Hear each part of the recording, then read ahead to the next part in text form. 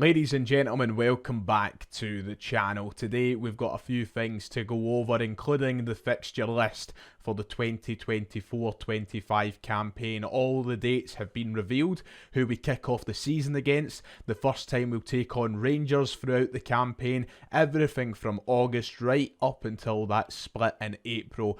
We've got a lot to cover. That and a key interview from John Kennedy, which has revealed some minor details around their search for improvements in this squad. It's all coming up in today's video, so stay tuned and let's talk about that.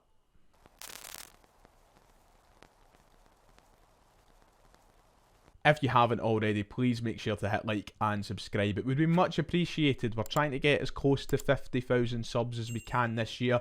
We're nearly at 44k, so if you haven't already, please go down, hit both of those buttons. It's absolutely free. Let's try and get to 44,000 subscribers before the start of the campaign, which, funnily enough, we're going to talk about today. When does that season start? Where does it start? All the gory details. Let's get into it. So this morning at 9 AM, the announcement was made that gave us the fixture list for the 2024-25 campaign. A campaign in which Brendan Rodgers will look to upgrade on what he achieved last season, look to better that double that he won. A very successful first season back for Brendan Rodgers, but of course, it wasn't the perfect campaign. It wasn't the perfect season. Brendan Rodgers got off to a bit of a slow start. It was a tough watch at times throughout the 23-24 campaign. This time round, he'll want to make it a lot better. And, you know, there's a treble to be won. Brendan Rodgers was a guy in his first visit here to Glasgow with Celtic. He managed to win back-to-back trebles. Didn't get it last time round. This year we have got the first piece of the puzzle laid in front of us as how we're going to win a league title, and that is with the fixture list. So shall we have a look through at it in full and highlight some of the key dates, and then have a look at what we think of this initial fixture announcement. So as we all know, the season kicks off in August this year. It will be August 4th, 4:30 on a Sunday evening. The woke mob have won. Gone bloody mental. 4:30 on a Sunday, we'll take on Kilmarnock at Celtic Park. We will raise the league flag high against Kelly, who had a very impressive campaign the last time out. A tough game to start the season, but we'll talk about it more as the time comes. August is a difficult month, as you can see. It finishes off with Rangers at Celtic Park, currently slotted for 3 o'clock on Saturday the 31st of August. Of course, that will most likely be changed for television purposes. Sky Sports will move it to an early kick-off, but it's scheduled for Saturday rather than the Sunday, which is always good news. We then head into September and October time, where the international breaks start to filter their way in. Remember this as well. We'll see the kick-off of the Champions League group stage around this point in time too. November and December, once again, the Champions League will continue. We'll have games probably moving around loads in this festive period. As you can see there, December is packed. 6 games scheduled between the 4th of December and the 29th of December, including a couple of tough ones as we head to Dens Park, for example. We head to Tannadice. We're away from home in Dundee, 2 weeks on the trot. But for November and December specifically, be prepared for fixture changes, for the movement of games due to congestion, the League Cup, the Champions League. These won't be the finalised dates as the time comes. We then go into January, where we'll head to Ibrox for the first time on the 2nd. So that will start 2025. Currently scheduled for 3 o'clock on Thursday the 2nd of January. I don't know what's going to happen with that game quite yet. It could be an early kick-off, but it's weird seeing a derby scheduled for a Thursday afternoon. February, there you go, a couple of tough games again. We'll have Easter Road and Fir Park, and that's where the league title could be decided if it's anything like the February we just seen. March and April are the final couple of months before the split fixtures, where we'll play Rangers one more time, the third derby of the season, on Saturday the 15th of March, and the final game before the split will be against the team we kick off the season against, Kilmarnock at Celtic Park. So it's a long road, it's a long list of fixtures, but there it is in all of its glory. One thing I've never understood about the day that the fixture lists are revealed is the moaning and panicking of certain fans who think that we've been hard done by, who might argue the case that Rangers have a better lineup of fixtures. At the end of the day, you have 19 home games, you have 19 away games. Well, you're meant to. Obviously, the split can sometimes bugger that up a wee bit. But what we're trying to say is here, you've got to play every team home and away, and that's just how the league goes. So there's no point in greeting and complaining. We've all got to play these teams, not just Celtic and Rangers, but the entire league have got to play each other. There's no point in greeting. We'll play the games with the cards we've been dealt. I'm confident for the season ahead. Let's have a highlight at some of the key things, including the start to the season. So the opening 5 fixtures, how we'll kick-start our season, are incredibly important, as we know. And this is the opening 5 games for Celtic. As you can see, a few of the teams that finished in the top half, including Rangers, who finished second, and Hearts that finished third. We will start at Celtic Park, as we know, where we raise the league flag against Kilmarnock on Sunday the 4th of August. We'll then go to Easter Road, not the easiest place to go in the second game of the season. As we all know, Brendan Rodgers hasn't got the greatest track record there, but listen, we'll cope, and hopefully we start off with 6 points. It's then another tough trip back down the road to Paisley. We take on St Mirren at St Mirren Park on Saturday the 24th of August, before we head back to Celtic Park for a tough double header. Both Rangers and Hearts set to visit on August the 31st, and then following the international break, September 14th against Hearts at Celtic Park. What I will say is, on this list of opening 5 games, for as tough as it is, Kilmarnock, who finished, in the top half last season, Hibs, who should be a top half team, not quite at the minute, could be next season, St Mirren, top half, Rangers second, Hearts third.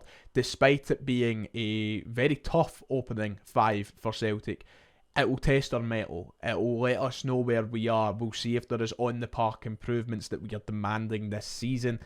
And honestly, look at Rangers and Hearts here. Having them at Celtic Park that early on is a good thing. It could be far worse. It could have been Ibrox and Tynecastle. So despite having Easter Road and Paisley to go to, I'd much rather that than Tynecastle and Ibrox. So I think we've got a good opening 5. Of course, if we can sort of channel some of the better performances we've seen against Rangers in recent years at Celtic Park, if we can bring that kind of, not to be cliche and cringy, that thunder on the 4th game of the season and really lay a marker down, that could be huge. But if you flip it, it also could be huge if we weren't to go and win that game. So it's a tough opening 5, but it will really set the tone for the expectations of the season. And I welcome it. I'm looking forward to it. It's a good opening 5 in my eyes. In comparison, here is Rangers' opening 5 games of the season, if you want to put them head to head. Not the easiest start for them as they head to Tynecastle on the opening day of the season. Now, if you take your mind back to last year, remember Rangers had that struggle with Kilmarnock on day 1. Will it be a repeat against Hearts? I don't know. Hearts at Tynecastle, Motherwell and Ross County at home, then Celtic Park and Tannadice. So 3 away games for Rangers. 3 games where they could slip up. I mean, imagine that, slipping up 3 times in the opening 5. Never say never. I expect Rangers to go toe-to-toe with Celtic next year and try and recover some of the pride that was lost on the closing exchanges of the season. But there's the 5 games side by side. Who do you think has the better start? That's the question. So there's all you need to know in regards to the fixture list for next season. I'm very excited. We're getting so close. I mean, we're only now 8 days away from our first pre-season friendly against Ayr United at Somerset Park. So buzzing. Celtic are almost back, and it feels great to say. We saw the pictures and videos today, of course, of the team returning to Lennoxtown. Pre-season is now officially underway. They arrived back to train in preparation for those pre-season games. So before you know it, the first competitive ball will be getting kicked, and the summer will be over like that, the click of a finger. Just on that note, with players returning to Lennoxtown, it has been a bit of an eye-opener seeing a lot of that squad that we anticipate leaving the club. There is a lot of filtering down that needs to be done. A lot of players that probably aren't good enough to play for Celtic, and people were pointing that out, especially with Scott Bain's face popping up, people making the joke already. He'll be starting in goals for the first game of the season. But no, listen, it's important they're back. Of course, some of the key players won't be back till a little bit later on. Keep that in mind. That's why you've not seen Callum McGregor, James Forrest, Cameron Carter-Vickers, Alistair Johnson between Euros commitments and, of course, the Copa America. Those players will return later after their grace period. For now, there's a big amount of players there. We probably won't see the key ones that were at these competitions a little bit deeper into pre-season. Nonetheless, buzzing. We're almost back. What do you think of the fixture list?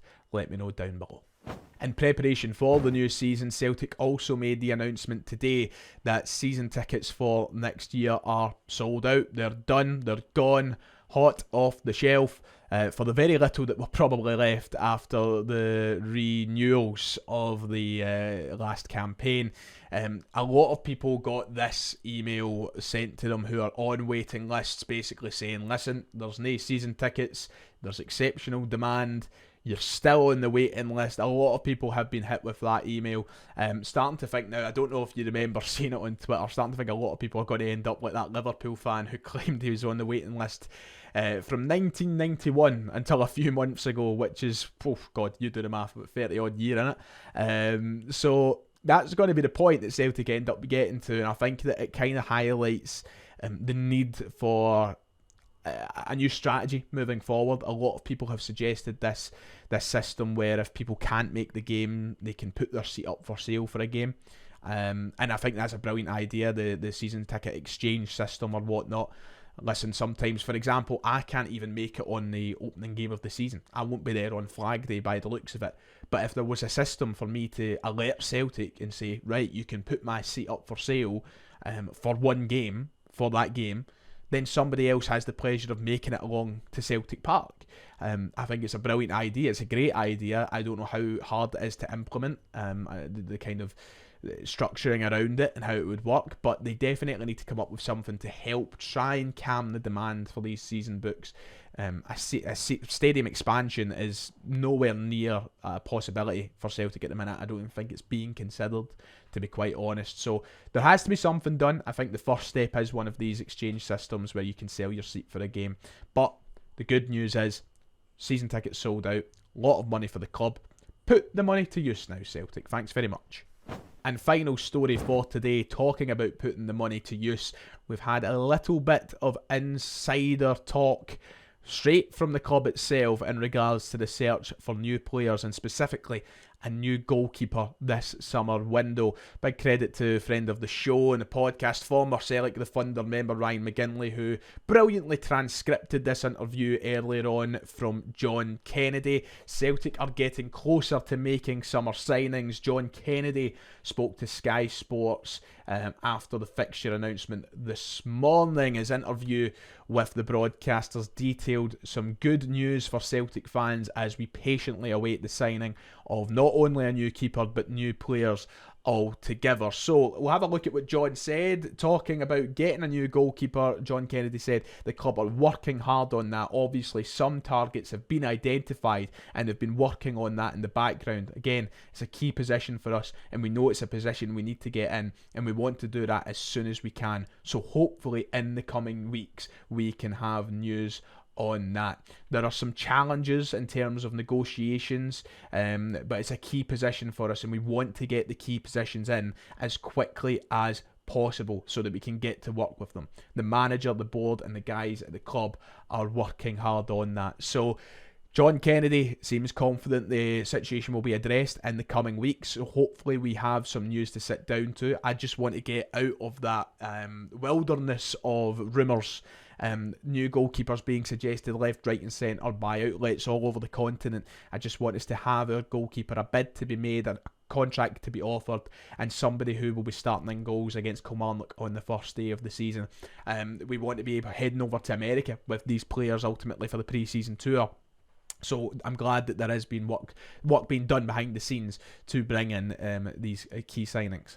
John was also asked about the possibility of Paulo Bernardo and Adam Ida joining on permanent deals. This was his comments on that very quickly.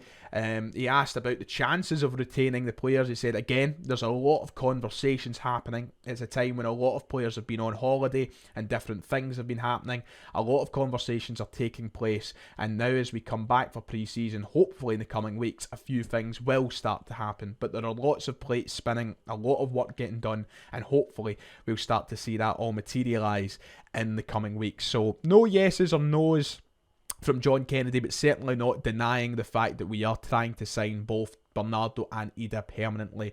We'll see what happens in the coming weeks, but it's nice to get some reassurance from the assistant manager, someone who will be very much in the know when it comes to all of this.